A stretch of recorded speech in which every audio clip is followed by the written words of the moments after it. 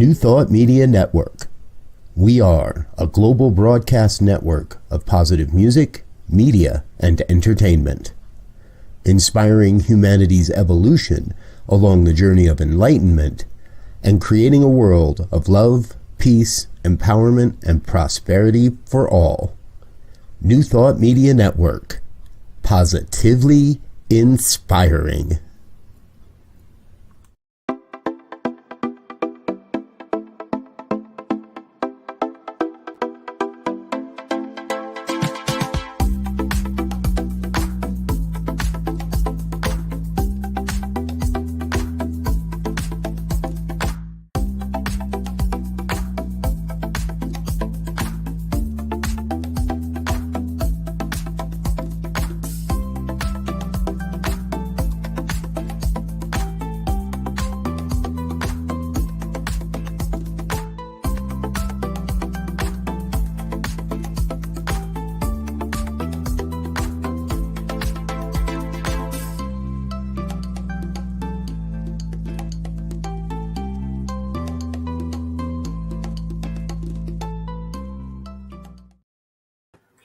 Welcome. It's so great to have you here again on Tuesday for Global Focus Today. I am once again Reverend Dr. Sharri Johnson, your host, and I have another marvelous guest.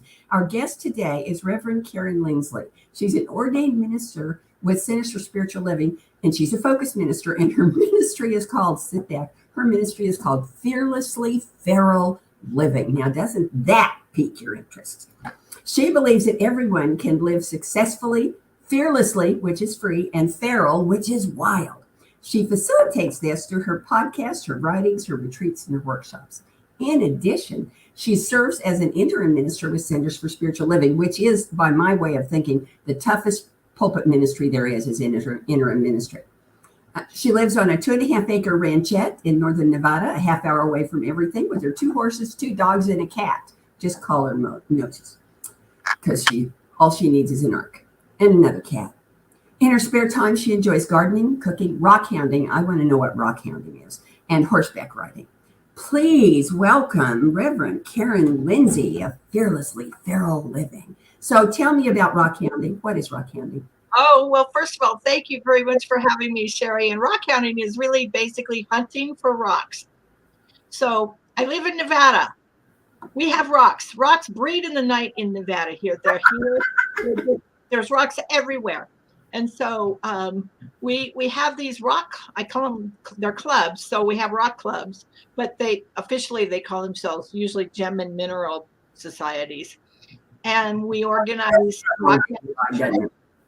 We go out to the middle of nowhere in 100-degree plus heat sometimes, with our digging tools, and we just hunt for rocks, and then we bring them back and we polish them up and we cut them and we shine them and we do fun things with them. Yeah, that's so. Okay. Yeah. Well, now I understand where all those rocks at the flea market come from. Yeah, really pretty rocks, and I never, I guess I thought there was a rock factory someplace. So that's good to know. So tell us a little more about Fearlessly Feral Living and how it happened. How did you come into New Thought, and how did being in New Thought get you into Fearlessly Feral Living? Oh my goodness. Well, that's quite a story. So I came into New Thought during a time in my life when I was experiencing some hardship and some depression, and I knew that I needed to get closer to a God of my understanding.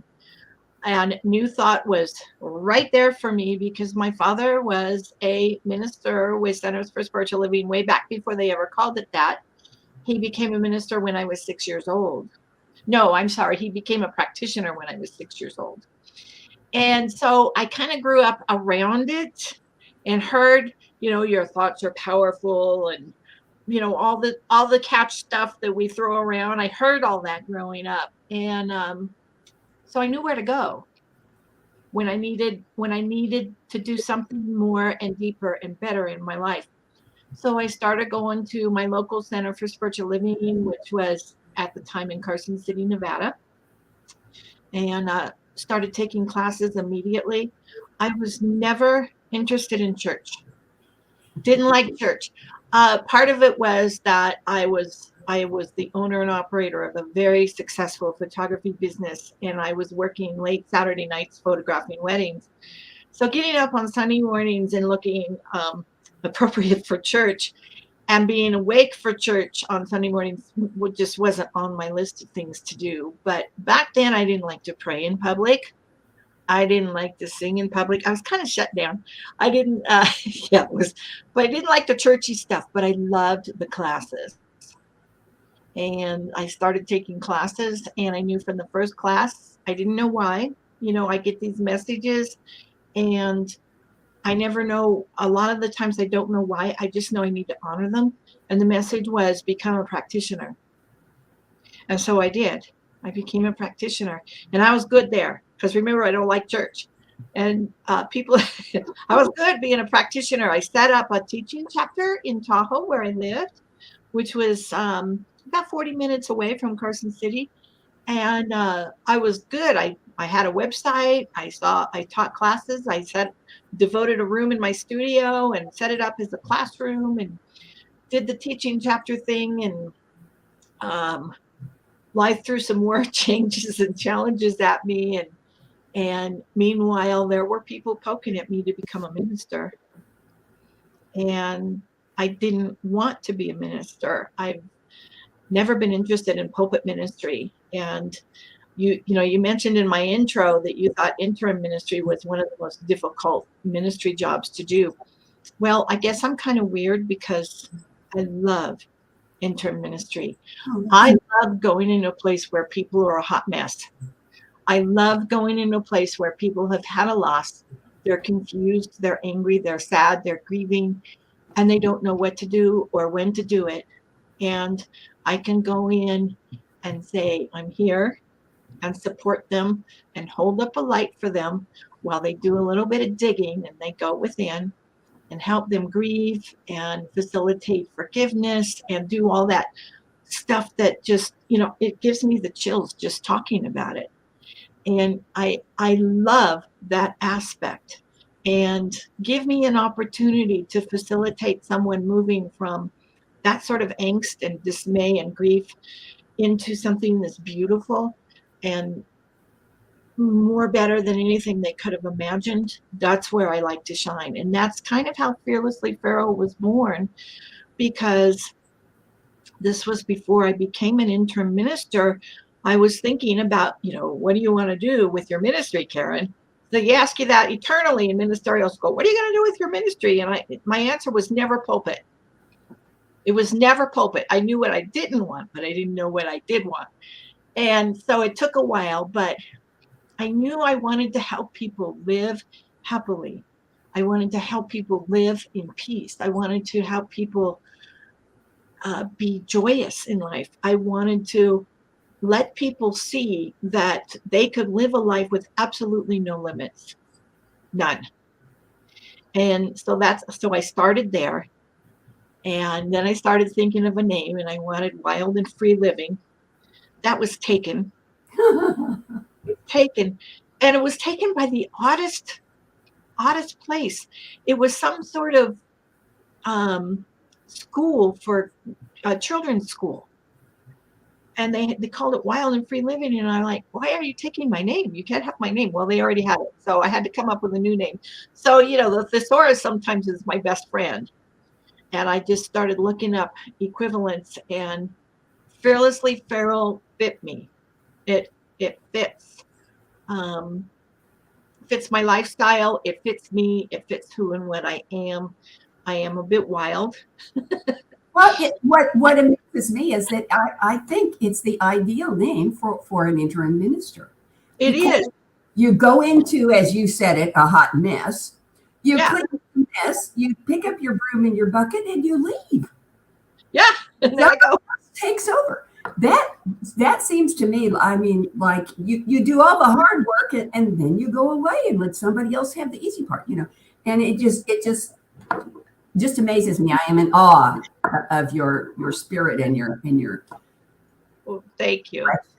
Thanks. Yeah, I love interministry and, the Fearlessly Feral Living thing. I love doing podcasting.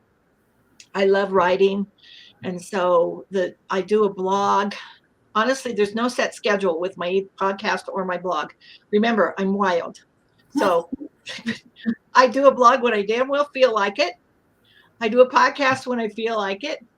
At any given moment, I've got 2 or 3 podcasts in the works at some point. I get the ideas, I jot down the ideas, I come back, I flush them out, I come back, I write the whole thing, I let it sit in the soup for a while, I come back, I edit, and then I'm ready to record. So I've got several podcasts in the works. There's a couple that are actually ready to record right now, and I'll record them when I feel like it.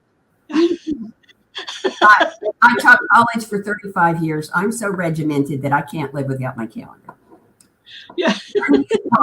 Tuesday is global focus today. Wednesday is meditation. Thursday is, every day's got its own name on it. I don't think I could be fearlessly feral. I think I'm pretty fearless, but I'm not sure I could be feral. Well, I don't know you really well, Sharri, but I think you have some feral in you. I really do. You had that retreat center out 2 hours away from everything. Yep, 2 hours from everything, Arkansas. That's where I was for 4.5 years. 2 hours. 2 hours from everything, Arkansas. And I always wanted to go and visit that retreat center, but Arkansas is a long ways away from me. So Arkansas is a long ways away from everything. Yeah, 2 hours from everything. Yeah.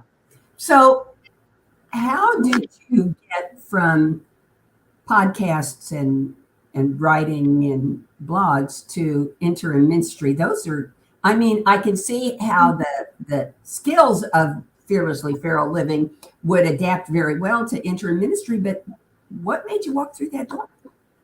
Oh, well, it's a two-parter. When I was trying to decide what I wanted to do with my ministry, fearlessly feral was one piece, interim ministry was the other piece. And I really wanted to be an interim minister. And I had my struggles with that. I applied for the job and got turned down at first. And I was told I didn't have enough experience. And I'm like, how the hell am I supposed to get experience if I can't get a job? I don't know how this works. Been there. I went to the school. I bought the books. I didn't need the books. I studied them. I got good grades. And I feel like I'm qualified to do this job. Fast forward a couple years, all the personnel changed, and they changed the rules, and they offered a training for interim ministry, and I jumped on it. I think I was in one of the first trainings they offered, and I said, I still want to do interim ministry. It's perfect for me. It's absolutely perfect. It hits me on all levels. And so I took the training, and during the training, I was asked, I was told there was an interim ministry opportunity coming up. Did I want it? And, I was, yeah, of course I wanted it. Of course I wanted it.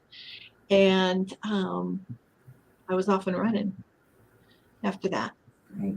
That's right. I expect that you are setting an example that will be difficult to match. And the challenge, I think, with beginning your ministry as an interim minister is that the stereotype is that an interim minister is a pulpit minister who burned out. After 2 or 3 pulpits, decided I don't want to do full-time pulpit. I'll do so. When they said you didn't have enough experience, they meant you hadn't burned out yet. Oh, I've never heard that. And, I'm thinking about my team, my fellow interim ministers. None of them fits that description. None of them. That's the old model. It really is. And I'm delighted that they actually offered a training for interim ministers because they didn't used to do that. And they still do. And they keep revising and tweaking that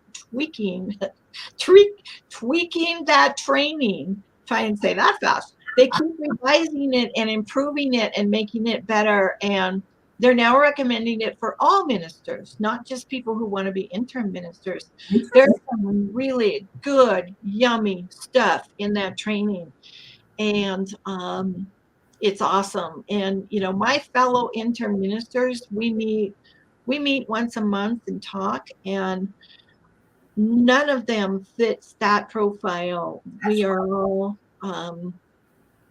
loving, we have our challenges, of course, in interim ministry, but we are loving our jobs. And, I've never gone out and asked any of them if they would be interested in a full-time permanent pulpit, but all of us are on it. We're enthusiastic and excited about our jobs.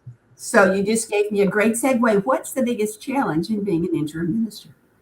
When people at the community we're serving don't want to do the work. It's when they don't want to do the work. Things happen to us in life, and it is perfectly normal and natural, I think, for us to say, grieving is a very private process and I don't want to do anything with it. And I'm just going to move on with my life and go here and do that. And that's okay. But long term, that doesn't work so well because things tend to get stuck inside when we do that.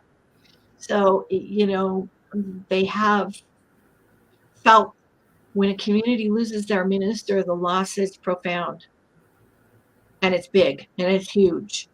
And if people don't settle in with that uncomfortableness of uncertainty, and if they don't settle in with the unpleasant feelings for a little while and just process them and work through them instead of around them, there's going to be trouble down the line. And so, my biggest challenge with the job is when folks don't want to do the work. And so I do my best at facilitating the willingness to do the work. So I'm thinking there are two ways that happens. One of them is that the minister who's been there forever makes it their transition. Mm-hmm. And the other is the minister who's been there for some period of time gets a better offer. Which one is a harder one to walk into? Well, for me, actually, that's not totally accurate. Usually when I go into a community, it's either because they've made their transition or because they've retired. Oh, well, retired is sort of getting a better offer. Oh, yeah, that's true. So the transition piece is probably the more difficult because the event, if they've had a long illness, the events leading up to the transition tend to throw a community into a tizzy. And if it's a sudden thing and they're like gone with very little notice, that carries with it a whole nother set of issues. People are in shock. And when they get in shock, they go into flight or fight. And some of them are fighting and some of them are flying, and they're like, and that's what I come into. Yeah. So what I'm curious about, and this is just me being nosy, because I don't want your job. You pay me enough to take your job. Because I come from a big family anyway, But what I'm wondering is, how do you interact with, what part do you play in the search for the new minister who's going to come in after you've cleaned up the mess? I don't play any part in the search at all. Ah. The interim minister has nothing to do with the search. That's a totally separate thing, and the members of the community set up their own search committee, which is totally separate from me, and I'm not even allowed in their meetings. Oh, that's wonderful. And they work with home office, and the interim minister, we got other things to do. We've got other things to do. The search is something totally separate. And the community participates, and they're encouraged to do so. They participate fully and completely in that process. That's wonderful. And so what's the most uplifting, rewarding, wonderful part of being an interim minister? Oh my. Well, when I'm approaching the end of my time with them and I'm seeing cohesiveness and I'm seeing a united community and I'm seeing excitement and enthusiasm and I'm seeing a can-do attitude instead of I can't do that. I'm seeing all that good, positive, yummy stuff. And I am seeing, the search is progressing, and we might even have a couple candidates in the wings waiting to come and interview and do their candidates weekend and speak and do all the stuff they do. And when I get to see that and feel that energy, that's really, really wonderful. Oh, That's really wonderful. so when you're not doing interim ministry and you are doing Fearlessly Feral Living, Uh-huh. how do you decide what you want to do? Because you said you do it when you feel like doing it, when you want to do it. So how do you decide what you're going to do and when you're going to do it? Well, I get up in the morning and I have some daily readings. I might read the Science of Mind magazine. I've got a couple of others that I read. Actually, I have like a dozen others that I read. Not all every single day, but I pick and choose. And I sit there and I think a little bit and I stare out the window and I meditate, and something, I'll get clarity. And sometimes I'll sit down to write, and, there's certain parameters. So if I'm writing something, like let's say I'm writing about willingness to change, just throwing out a topic. Well, that can be a pretty big topic. But if I'm writing it for a social media post, it's got to be fairly short or I'm going to lose people. So I'll write, and when it's complete, I'll look at the length of it. If it's fairly short, up it goes on social media. If it's longer, up it goes on my blog. And if it's coming out to where it's really long, like 20-minute talk kind of long, which is how long my podcast episodes are approximately, then it becomes a podcast. And then that's the point where I start fleshing it out even more, and like finding some quotes to go with it and doing a little research on statistics if I need to, or whatever I need to do to flesh that thing out. And then when it's ready and it's polished and I'm comfortable with it, then I record it and up it goes to a podcast. Wow. So it's, I literally go with the flow with this thing. And I've never been, I think that's why I've been self-employed for most of my adult life. I've never, Monday through Friday, 9 to 5, never worked for me. Oh, Sharri, the times I've tried that, I got a twitch in my eye, a muscle spasm in my back, and high blood pressure. Those kinds of jobs do not work for me. I love the uncertainty. I love the flexibility. Because for me, when I live in uncertainty, that means I'm open to whatever wants to come in. And so if I'm not saying, okay, I got to publish this podcast to tomorrow at noon, if I'm not saying that kind of stuff, I'm open to what wants to come in. And then it comes in and I'm like, oh, where did that come from? Well, that's a cool idea. Okay, let's flesh this one out. Yeah. Cool. Okay, so now I want to go back to that rock hound thing, because it occurred to me that you might have some really good rock hound stories about finds that you have made or discoveries that you have made. So what's the most fun thing that ever happened when you were hounding rocks? Well, I'm a beginner, so I haven't been out that much. Honestly, I really like going to the monthly meetings. These meetings crack me up, Sharri, because they're way out further than where I live. They're in this little valley called Mason, which is 2 valleys over from me. So it's called the Mason Valley Gem and Mineral Society. And I go, and the meetings are held at the Veterans of Foreign Wars meeting hall. So it's got that energy and that atmosphere to it. Everything is held there.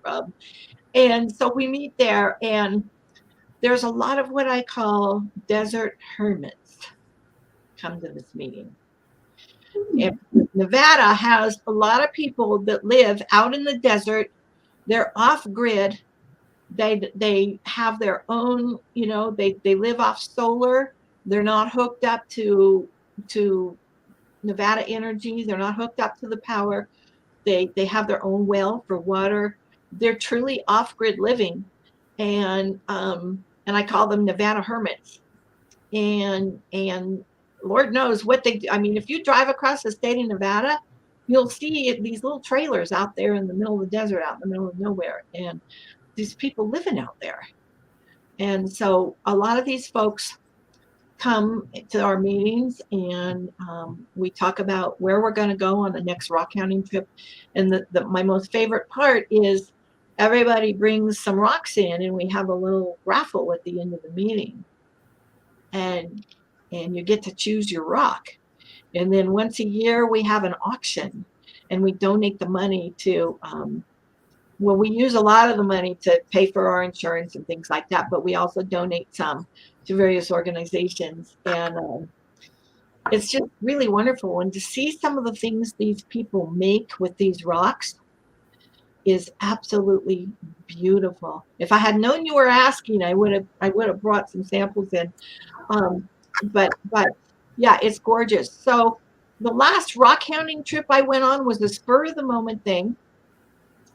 I couldn't make the official one, mostly because it was too hot. It was like 115 degrees out. I don't do well with that kind of temperature. I'm 68 years old. I don't do heat very well. And when I was 10, I didn't do that kind of heat very well. Yeah, even though it's a dry heat, yeah, well, it's still hot. But the guy who organizes the rock hounding trips wanted to go on this trip, and I can't remember the name of the place, but I wrangled myself a personal and private invitation to go with him. And so I met him at this place, and he had his little quad off-road four-wheeler little thing. These little quads, they go really fast. So we're out in the middle of the desert, out in the middle of nowhere on a dirt road, hauling ass down the dirt road. And it's just, there's nothing out there, and it's beautiful. And we have, because of the wet winter, we had the wildflowers were growing and the weather was pleasant. And, rock hounding brings with it, other people have the same kind of thing happen when they're hiking, or when they're rock climbing, or when they're climbing in caves. It's all kinds of stuff. So we're out there in the middle of nowhere, and we pull up to this place, and he says, up there at the top of the hill, that's where I'm going. And he parked it, and off he scampers up the hill like a little billy goat. And I looked at this hill, and I looked at the temperature, and I went, I'm not going up that hill. And so I kind of stayed down, and I found some wonderful pieces. And they're in my polisher now. So when you polish rocks, you put them in. You have your own rock polisher? I do, yeah. That's all I've got, though. I can't cut them. I can't do any of the other cool things that people do with them, but I do have a polisher. You put your rocks in this little polisher, and you put sand in it and water. And it's the same effect as the waves of the ocean have on rocks on the beach. If you've ever noticed on a beach, rocks get really smooth. It's the same effect. So it takes a good couple months to polish up a batch of rocks. And you just leave it around. Let it run for a couple of months? Say that again? I say you just turn it on and let it run for a couple of months? Yeah, I mean, you check it periodically and make sure it doesn't need water or sand. But yeah, and there's nothing going on in there that shouldn't be. But well, it could be all, so here's another thing I learned about rock hounding. God. So rocks have different hardness levels. Mm-hmm. And if you put a rock in there with a soft hardness level and a rock in there with a hard hardness level, the soft rock's going to get dissolved. So you got to make sure that you put rocks of the similar hardness levels in the rock tumbler so that they don't destroy the softer ones. Well, you have just officially made this not a wasted day, because I learned something. Yeah. Whenever I talk about this program, I always tell people you should come, because I have never failed to learn something. Yeah. Every single guest knows something I don't know and tells me about it. Yeah. That's wonderful. So someday when I'm coming to Nevada, I want to go find out about it. I want to come and try about it. Sharri, you can come and stay at my house on my little round shed. I got a guest bedroom, and we'll go rock hounding. Outstanding. Outstanding. So there are 4 questions that I ask all of my guests. Okay. No, there are 5. I keep forgetting the fifth. The fifth one is the first one, and that is there anything that you want to talk about? Fearlessly Feral Living, interim ministry, anything that's happening in your life that I haven't asked you about? Well, fearlessly feral living for me is really high up in importance of who I be and how I show up in the world. And, I was talking with a friend this morning on the phone, and he asked me, what he asked me, what does spirituality mean to you? That's a And it's a nice question, isn't it? And I said, it's a lifestyle for me. And it's part of who I am. And it means that, for me, there's a huge spiritual psychology component, and there's a huge connection component, because the big thing, the stuff that is the God of my understanding, is not out there separate from me. It is within me. It's a part of me. It is as me. And so my job is to connect with it as best I can. And so every single day is filled with activities that facilitate a better connection within me, whether that be meditation or journaling or staring out the window at the birds or riding my horse or whatever it is. And fearlessly feral living is about allowing people to, and facilitating, and not teaching them what to think, but teaching them how to think, so that they too can live fearlessly feral, happy, joyous, and free. That's my goal for every single person on this planet. And Pollyanna here, I believe it can happen. Oh, that's you. I can tell you're a writer because you set up such wonderful segues. Because here's my next question. Okay. How does fearlessly feral living, or interim ministry the way you do it, which is fearlessly feral, how does that establish, encourage, develop, pick your own verb, conscious evolution? Oh my. That's what most people start with. Oh my. So where I went first with that is that this piece of inner self-awareness is where it begins. Because if God is within us and a part of us, the only way that we can connect with that thing that stuff that Ernest Holmes calls it, the only way we can connect with it is by going within. I really believe that when it says to thine own self be true, it's talking about us knowing not just our superficial selves, like I don't like coffee without cream in it or whatever. Not that. The deeper stuff, knowing who and what we are and how we want to show up in the world and honoring that. And so, and that takes some inner exploration that we are not traditionally taught to do. And so the first step in fearlessly feral living for me anyway is we're going inward. We're going on an inner journey. And I don't care if you think the mind is a dangerous neighborhood. I'm there with you. We're going there because it's the only way. It's the only way to live happily is to first go within.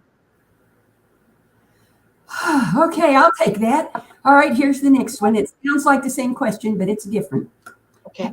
How does fearlessly feral living, or interim ministry the way you do it, which is fearlessly feral, how does it encourage, develop, expose, unveil, pick your own verb, world peace? Oh my. Yeah, that is way different. So I always advocate beginning within, because that's the only place we can begin. And then we go through a process and we get to a place where we have clarity, we have peace, we have joy, we have an enthusiasm for living that we did not have before. And then we are well prepared to move outward into the world and do what is ours to do. And, sometimes that takes a little while, but for me, I know what is mine to do out there in the world. And I know this because I did a process to get that clarity. Yeah, I went within first. Okay, here's the toughest one. Okay. You may close your eyes for this one. Close my eyes. Okay. So 10 years from now, provided that every single thing goes exactly the way you think it should go. Every little detail, every experience, every person, every activity turns out exactly the way you want it to go. What does fearlessly feral living look like? Oh my. Well, I'm still going to be doing something with ministry. I don't know if it'll be podcasting because technologically, who knows what's going to come up. But I'm going to be doing something with ministry. But I'll be 78 years old. So there's that. There's that piece. Try not to make that sound so loud, so old. I'm 73. Okay. And I want to be like you when I grow up. Okay. That's what I want to be doing in 10 years. I want to be like you when I grow up. So, you know, where my thoughts went, okay, I'm going to have a beautiful, wonderful partner in life that shares this thing with me. I'm going to be able to ride my horse and go cantering down my trail. I'm going to be able to have my garden. I'm going to be able to travel. And I'm going to continue sharing the message of living successfully in whatever technological way that shows up in the world. I suspect there's going to be a lot more writing in that picture. You know, I have 2 books published. I've been working on a 3rd one for years now. Who knows when I'll get done with it? Because I only work on it when I feel like it. So we'll see. Okay. So here's the last question. Okay. Will you come back? I would love to. Okay. Now, I don't let people get away. The first opening I have is the 25th of June next year. Will you take it? Oh my God. Oh, sure. I'll send you a reminder. June. Well, I got to put it in here though. Otherwise it's going to get filled up. So what's the date again? The 25th of June. Okay. Same bat time, same bat channel. Same bat time, same bat channel. I'm going to put Reverend Sharri show. Yeah. That'll work. You're in there. Okay, and mine too. And thank you so much for coming today and giving us such a great interview. I do want to let everybody know that our guest this has never happened before. Our guest next week is also named Karen, Reverend Karen Cleveland from One Love Animal Connection. So be sure to come back. It'll be new and different and exciting, and we're guaranteed to learn something. And for now, bye-bye. Bye, everybody. Thank you so much. Please help us say thank you to our organizational sponsors and donors, including the Hefferland Foundation, Affiliated New Thought Network, International New Thought Alliance, Science of Mind Archives and Library Foundation, Center for Spiritual Living Denver, Center for Spiritual Living Midtown Atlanta, New Thought Philadelphia, Planned Happiness Institute, Summit Center for Spiritual Living, Center for Spiritual Living on the Lake, Unity Spiritual Center Kitchener, Om Center for Spiritual Living, Satya Center, Center for Spiritual Living North Jersey, Unity of Savannah, Center for Spiritual Living Seattle, and all of our individual donors and sponsors.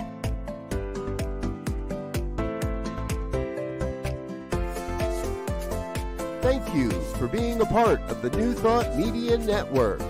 Please come be you. Amazing, amazing, you will do amazing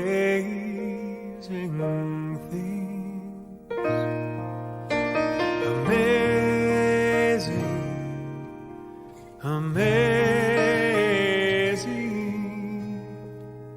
you will do amazing